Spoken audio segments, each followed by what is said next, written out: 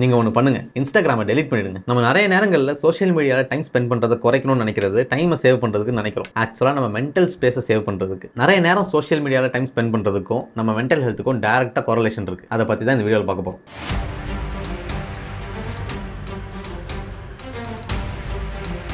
இந்த வீடியோவில் short form content consume பண்ணுறதுனால வர பிரச்சனைகள் என்ன, அதனால நமக்கு என்ன பாதிப்பு இருக்க வாய்ப்பு இருக்குது, அந்த பாதிப்பிலிருந்து நம்ம எப்படி வெளியே வருது அப்படின்றது தான் பார்க்க போகிறோம். இப்போது முதல் விஷயம் வந்து இன்ஸ்டாகிராமை ஸ்க்ரால் பண்ணுறப்போ நமக்கு டோபமைன் ஹிட் வருதுன்னு நிறைய பேருக்கு தெரியும். நம்ம சோஷியல் மீடியா கான்டென்ட் கன்சியூம் பண்ணுறப்போ டோபமைன் ஹிட் வருது. ஆனால் அதோட சேர்ந்து ஸ்ட்ரெஸ் ஹார்மோனும் அதிகமாக சுரக்குதுன்றது எத்தனை பேருக்கு தெரியும்? Dopamine is a happiness hormone. நம்ம சந்தோஷமாக இருக்கிற மாதிரி நம்மளே நம்ப வைக்கிறதுக்கான ஹார்மோன் தான் டோபமைன் ஹார்மோன். அது நீங்கள் வந்து நல்ல விஷயம் பண்ணாலும் சுரக்கும், கெட்ட விஷயம் பண்ணாலும் சுரக்கும். ஃபார் எக்ஸாம்பிள், உண்மையாகவே சந்தோஷமாக இருக்கீங்கன்னா டோபமைன் சுரக்கும். தம் அடிக்கிறீங்கன்னா டோபமைன் சுரக்கும். நீங்கள் alcohol, cigarettes, drugs, social media இதெல்லாம் ஒரு பக்கெட்டில் விழுது. ஸோ நம்ம சந்தோஷமாக இருக்கிற மாதிரி நம்மளே நம்ப வைக்கிற இடத்துல தான் இன்ஸ்டாகிராமும் இருக்குது, சோஷியல் மீடியா ஸ்க்ராலிங்கும் இருக்குது. ஸோ நம்ம ஸ்க்ராலிங்கை குறைச்சோம் அப்படின்னா நமக்கு டோபமைன் சுரக்கிறதும் கம்மியாகும், விச் மீன்ஸ் நம்ம ரியல் ஹாப்பினஸ் நோக்கி போக ஆரம்பிப்போம். கார்டிசால் அப்படின்ற ஸ்ட்ரெஸ் ஹார்மோனும் சுரக்குது, அதுவும் கம்மியாகும். இந்த கார்டிசால் ரொம்ப மோசமான ஹார்மோன். அது என்ன பண்ணும் அப்படின்னா மற்றவங்க கூட நம்மளை கம்பேர் பண்ண வைக்கும். எக்ஸாம்பிள் சொல்கிறேன். அது ஏன் சுரக்குது அப்படின்னா நீங்கள் உங்களையே மற்றவங்க கூட கம்பேர் பண்ணிக்கிறதுனால ஸ்ட்ரெஸ் ஆகிறீங்க, அதனால சுரக்குது. நீங்கள் ஒரு நிமிஷத்துக்கு ஒரு ரீல் பார்க்குறீங்கன்னு எடுத்துக்கலாம். அப்போனா ஒரு மணி நேரத்துக்கு 60 நிமிஷம் இருக்குது, 60 ரீல் பார்த்துருக்கீங்க. இந்த 60 ரீல் கன்சியூம் பண்ணதுக்கு அப்புறமா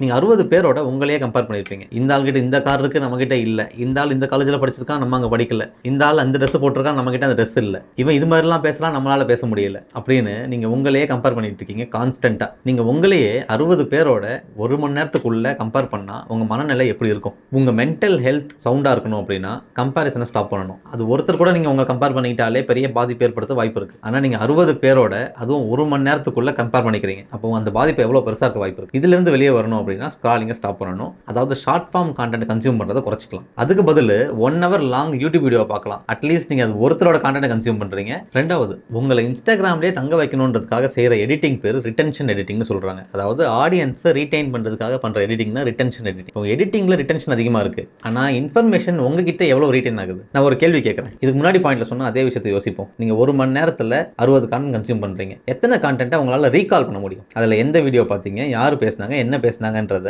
60 வீடியோவில் அட்லீஸ்ட் 10 வீடியோ சொல்ல முடியுமா? சொல்ல முடியாது தானே. இன்ஃபர்மேஷன் ரிட்டென்ஷன் ரொம்ப கம்மியாகுது.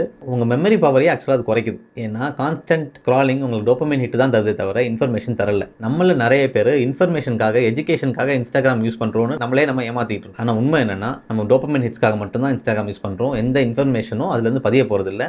இன்ஃபேக்ட் அது பேசுகிறவங்க மேலே ஆரம்பத்தில் ஒரு நல்ல எண்ணம் ஏற்பட்டாலும் போக போக நம்ம அவங்களை ஹேட் பண்ண ஆரம்பிச்சிருவோம். ஏன்னா நீங்கள் உங்களையே அவங்களோட கம்பேர் பண்ணிக்கிட்டே இருக்கீங்க. இந்த constant comparison will lead to hatred தான். நீங்கள் ஹேட் பண்ணுறதுனால அவருக்கும் நல்லது நடக்க போகிறது இல்லை, நீங்கள் ஹேட் பண்ணுறதுனால உங்கள் மென்டல் ஹெல்த்தும் நல்லா இருக்க போகிறது இல்லை. So at end of the day பாதிக்க போகிறது நீங்கள் தான். மூணாவது, நிறைய பேர் சொல்கிற சப்பக்கட்டு என்ன அப்படின்னா எனக்கு போர் அடிக்குது, செய்கிறதுக்கு எதுவும் இல்லை, அதனால இன்ஸ்டாகிராம் யூஸ் பண்ணுறேன், நான் ஃப்ரீ டைமில் தானே யூஸ் பண்ணுறேன், அதனால என்ன பிரச்சனையாக போகுது அப்படின்றது தானே. இந்த லோன்லினஸ்க்கும் போர்டமுக்கும் நிறைய சம்பந்தம் இருக்குது. நம்ம தனியாக இருக்கிறதுனால நம்ம போர் ஆகிடுது, நம்ம அதனால வந்து இன்ஸ்டாகிராம் யூஸ் பண்ணுறோம்னு நம்ம நினச்சிட்டு இருக்கோம். நம்மளால் நம்ம கூடயே ஒரு மணி நேரம் நிம்மதியாக தனியாக உட்கார முடியல அப்படின்னா நம்ம மென்டல் ஹெல்த் ஏற்கனவே பாதிக்கப்பட்டிருக்குன்னு அர்த்தம். நவால் ரவிகாந்த் சூப்பராக ஒரு விஷயம் சொல்லியிருப்பாரு. Most of your problems start because you cannot sit with yourself comfortably for an hour. நீங்கள் உங்களோடையே ஒரு மணி நேரம் எந்த வேலையும் பார்க்காம சும்மா உட்கார முடியும் அப்படின்னா நீங்கள் பெட்டர் பிளேஸில் இருக்கீங்கன்னு அர்த்தம். Loneliness is a disease but it can be cured by boredom. Learn to be bored. நீங்கள் போர் அடிக்குதுன்றதுனால இன்னொரு விஷயம் பண்ணணும்னு அவசியம் இல்லை. உங்களுக்கு போர் அடித்தாலும் பரவாயில்ல, சும்மா உட்காரலாம் கொஞ்சம் நேரத்துக்கு. போர்டமில் இருந்து தான் கிரியேட்டிவிட்டி பிறகுது. நீங்கள் போர் அடிக்குதுன்னு சொல்லிட்டு நீங்கள் உங்களை டிஸ்ட்ராக்ட் பண்ணிட்டீங்க அப்படின்னா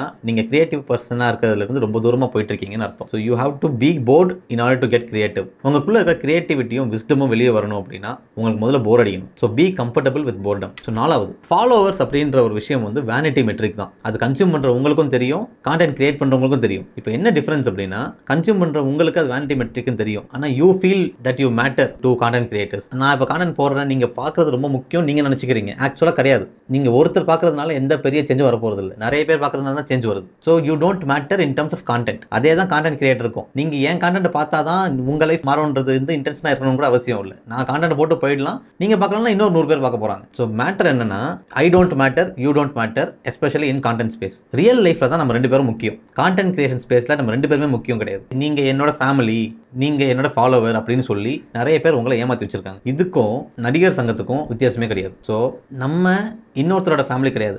நம்மளோட ஃபேமிலி. நமக்கு அப்பா இருக்காங்க, அம்மா இருக்காங்க, வைஃப் இருக்காங்க, குழந்தைங்க இருக்காங்க. அதுதான் நம்ம ஃபேமிலி. நீங்கள் உங்கள் ஃபேமிலியை நல்லா பார்த்துக்கிட்டா நீங்கள் நல்லா வந்துடலாம். நீங்கள் இன்னொருத்தரோட இன்ஸ்டா ஃபேமிலி, யூடியூப் ஃபேமிலிலாம் இருக்கணும்னு அவசியம் இல்லை. நீங்கள் ஏற்கனவே ஒரு ஃபேமிலியில் இருக்கீங்க. அந்த ஃபேமிலி தான் ரொம்ப முக்கியம். ஸோ ஃபாலோவர்ஸ் வெறும் வேனிட்டி மெட்ரிக் தான். அது கான்டென்ட் கிரியேட் பண்ணுற எல்லாருக்குமே தெரியும். இன்னைக்கு ஃபாலோவர்ஸ் ஆன உங்களுக்கும் தெரியணும்னு நான் நினைக்கிறேன். கடைசி விஷயம், உங்கள் ஹாப்பினஸ் லெவல் குறைஞ்சிட்டே போகுது. லெட்ஸ் சே நீங்கள் இன்ஸ்டாகிராமில் ஒரு நாளைக்கு 1 மணி நேரம் தான் ஸ்பெண்ட் பண்ணுறீங்கன்னு வச்சுக்கலாம். ஆனால் அந்த 1 மணி நேரம் உங்கள் லைஃப்லேருந்து எடுத்து 60 பேரோட லைஃப்பில் போடுறீங்க. அதாவது உங்களோட டைம் எடுத்து இன்னொருத்தர் லைஃப்பில் இன்வெஸ்ட் பண்ணுறீங்க. அப்படி இன்வெஸ்ட் பண்ணுறப்போ உங்கள் லைஃப்பில் போட்டிருக்கக்கூடிய எஃபர்ட்டை எடுத்து தானே போடுறீங்க. ஸோ நேச்சுரலாக you are lacking effort on your life, you are putting effort on someone else's life. அந்த இடத்துல தான் உங்களோட சோகம் ஆரம்பிக்குது. ஏன்னா நீங்கள் ப்ரொடக்டிவாக இருந்திருக்கலாம், ஆனால் இல்லை. அந்த கில்ட் உங்களுக்கு நைட்டு தூங்குறப்போ வரும். ஆனால் அந்த கில்ட் ரொம்ப சின்னதாக இருக்கும். ஆனால் அந்த சின்ன கில்ட்டு ஒரு 5 வருஷம் சேர்ந்து பெரிய கில்ட்டாக மாறிடும். அந்த கில்ட் அதுக்கு மேலே அவங்கள ஆக்ஷன் எடுக்க விடாமையே மாற்றிடும். ஏன்னா அந்த கில்ட் ரொம்ப வெயிட் அதிகமாக இருக்கும். அந்த கில்ட்டை ஆரம்பத்திலே வெட்டி எரிஞ்சிட்டா நல்லது. 5 வருஷத்துக்கு அப்புறமா அதுலேருந்து மீண்டு வர்றது ரொம்ப கஷ்டம்.